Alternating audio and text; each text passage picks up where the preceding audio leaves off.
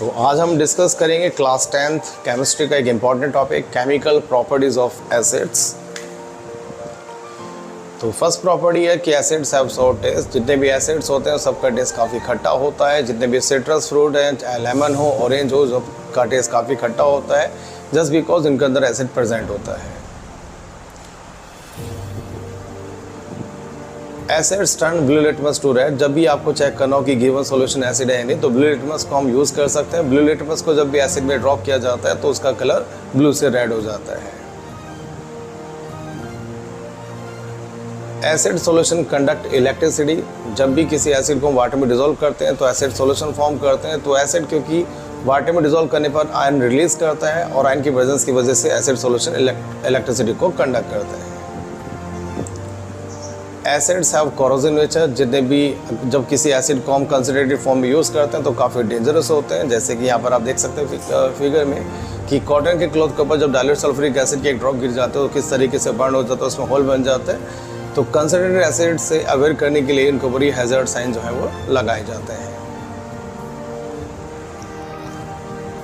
Acids react with metal to evolve hydrogen gas. जब भी acid metal से reaction करते हैं हाइड्रोजन गैस को इवॉल्व करते हैं। जैसे कि यहाँ पर जिंक मेटल की जब डाइल्यूट सल्फ्यूरिक एसिड से रिएक्शन होती है तो बनता है जिंक सल्फेट, हाइड्रोजन गैस वहाँ पर इवॉल्व होती है।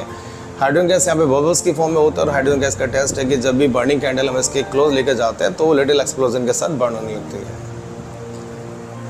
Acids react with metal carbonates and metal hydrogen carbonates to form salt, water and evolve carbon dioxide gas. तो जब भी एसिड की मेटल कार्बोनेट के साथ मेटल हाइड्रोजन कार्बोनेट के साथ रिएक्शन होते हैं तो सॉल्ट वाटर बनते हैं और कार्बन डाइऑक्साइड गैस वहाँ पर इवॉल्व होती है। जैसे कि सोडियम कार्बोनेट जब रिएक्शन करेगा डाइल्यूट हाइड्रोक्लोरिक एसिड से बनेगा सोडियम क्लोराइड, वाटर और CO2 गैस इवॉल्व होगी। ऐसे ही सोडियम हाइड्रोजन कार्बोनेट जब रिएक्शन करेगा हाइड्रोक्लोरिक एसिड से तो बनेगा सोडियम क्लोराइड, वाटर और CO2 गैस वहाँ पे इवॉल्व होगी।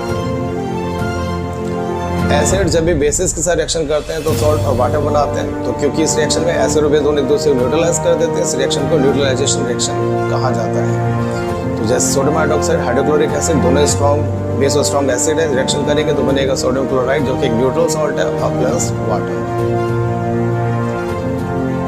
एसिड की रिएक्शन जब मेटल ऑक्साइड से होती है तो भी बनता है सॉल्ट और वाटर। क्योंकि मेटल ऑक्साइड नेचर में बेसिक होते हैं तो इसलिए जब बेस और एसिड रिएक्शन करते हैं तो सॉल्ट और वाटर बनता है। जैसे कि यहाँ पर कॉपर ऑक्साइड की जब रिएक्शन हाइड्रोक्लोरिक एसिड से होगी तो बनेगा कॉपर क्लोराइड और वाटर। यहाँ पर कॉपर ऑक्साइड आपका एक ब्लैक कलर का कंपाउंड होता है जबकि कॉपर क्लोराइड एक ग्रीन कलर का कंपाउंड होता है। तो ये कुछ इंपॉर्टेंट केमिकल प्रॉपर्टीज थी। चलिए